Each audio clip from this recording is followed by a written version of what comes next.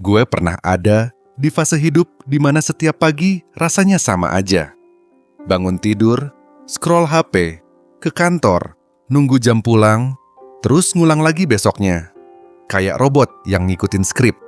Nggak ada semangat, nggak ada arah. Dan di satu titik gue mikir, apa emang hidup bakal begini-begini aja? Sampai suatu hari, gue nonton video lama dari Bob Proctor. Orang tua dengan suara pelan tapi dalam. Kalimatnya sederhana, tapi nyelekit. Change your paradigm and you change your life. Gue bengong. Apaan tuh? Paradigm. Ternyata, itu cara kita mikir dan bereaksi terhadap dunia. Kebiasaan kecil yang kita ulang tiap hari tanpa sadar. Dan menurut dia, hidup kita itu nggak berubah. Karena kita cuma ubah secara hasil. Tapi, nggak pernah ubah sistem di kepala kita. Dan satu kebiasaan yang bisa mulai ngerubah semuanya, mengubah cara lu mikir tentang diri lu sendiri. Yes, sesimpel itu. Tapi juga serumit itu. Gue mau share ke lu 10 alasan kenapa kebiasaan mikir ulang siapa diri lu itu bisa jadi titik balik yang lu butuhin. 1. Karena yang lu percaya tentang diri lu, itu yang bakal lu jadiin nyata. Lu percaya lu pemalas, lu akan bertingkah kayak pemalas. Lu percaya lu kreatif, tiba-tiba otak lu nyari ide terus. Ini bukan sulap, ini ilmu. Pikiran itu ngeset batasan lu.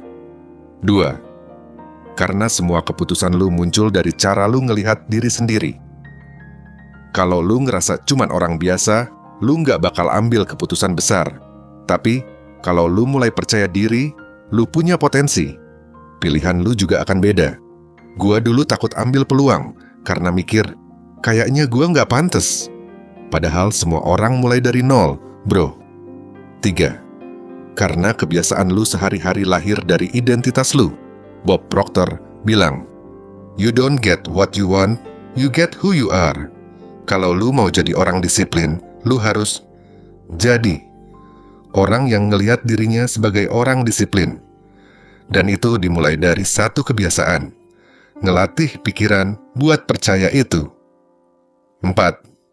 Karena hidup bukan soal seberapa keras lu kerja, tapi seberapa tepat lu mikir.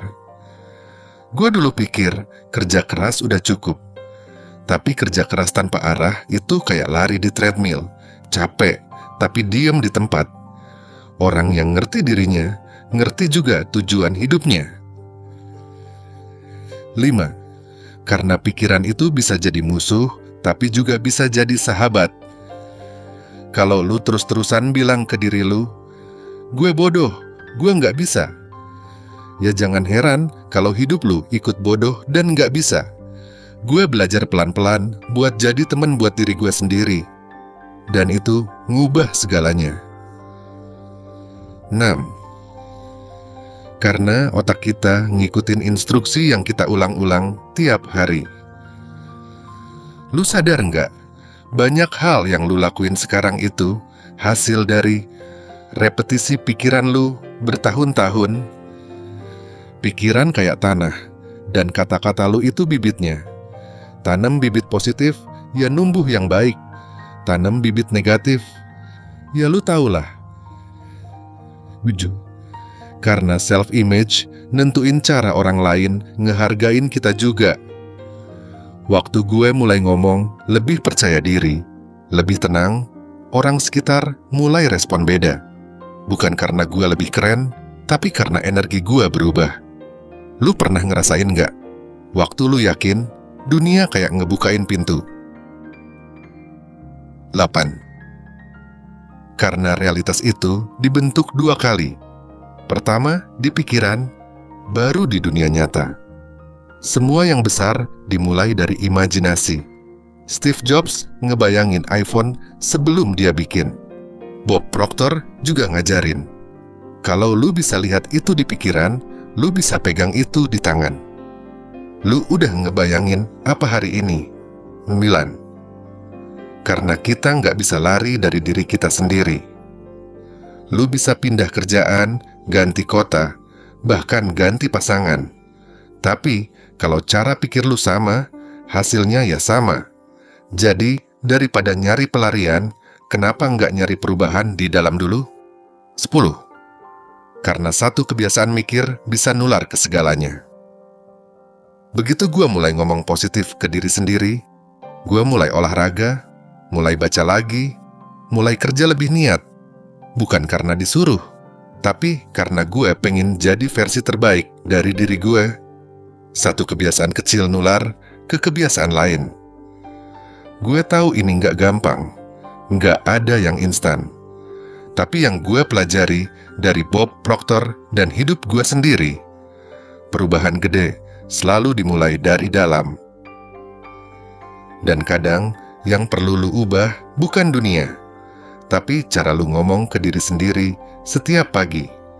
Sekarang coba lu tanya ke diri lu sendiri, siapa versi terbaik dari diri lu yang pengen lu jadiin nyata? Dan kapan terakhir kali lu ngomong yang baik ke dia? Jangan tunggu dunia ngenalin potensi lu. Karena kalau bukan lu yang percaya dulu, siapa lagi? Kalau lu ngerasa lagi di titik capek dan bingung, mungkin ini saatnya pause. Duduk sebentar, dengerin pikiran lu, dan ubah skripnya. Karena satu kalimat baru bisa jadi awal dari hidup yang baru juga.